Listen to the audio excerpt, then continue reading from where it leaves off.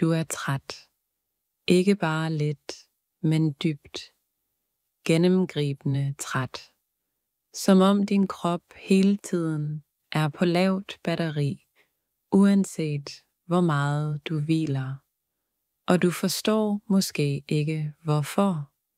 For du gør alt det rigtige. Du sover, du spiser nogenlunde. Du prøver at tage pauser, men alligevel føles det, som om din energi bare forsvinder.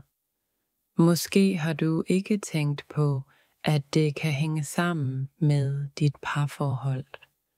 Når du lever i et forhold, hvor stemningen hele tiden svinger, hvor du aldrig helt ved, hvordan din partner reagerer, så bliver det et psykisk pres, som sætter sig fysisk. Din krop kommer aldrig helt ned i ro. Du er hele tiden på vagt. Scanner situationer, forsøger at være på forkant, tilpasser det. Måske bider du mærke i små detaljer. Et blik, en tone, en pause i en sætning, for du vil undgå at trigge noget. Og det gør dig udmattet, ikke på en dag, men over tid. Dag for dag forsvinder lidt mere af din energi, dit overskud, din gnist.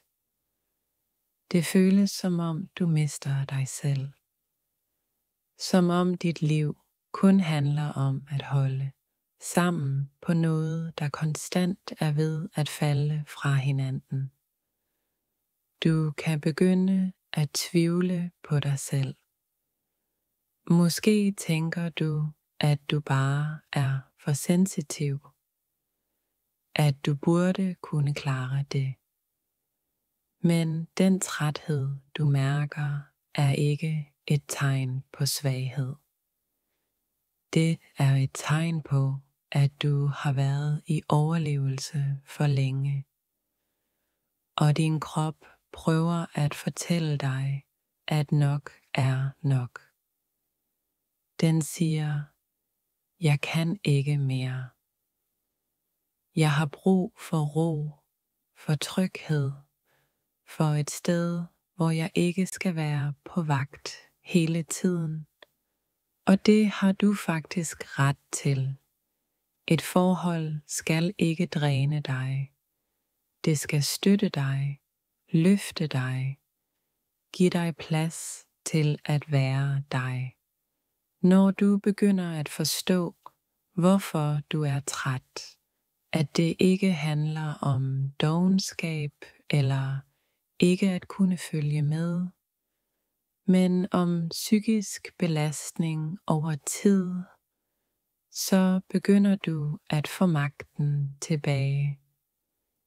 Din træthed er en besked, og det er okay at lytte til den. Du må gerne sige, det her er ikke godt for mig. Du må gerne vælge noget andet. Du må gerne vælge dig selv.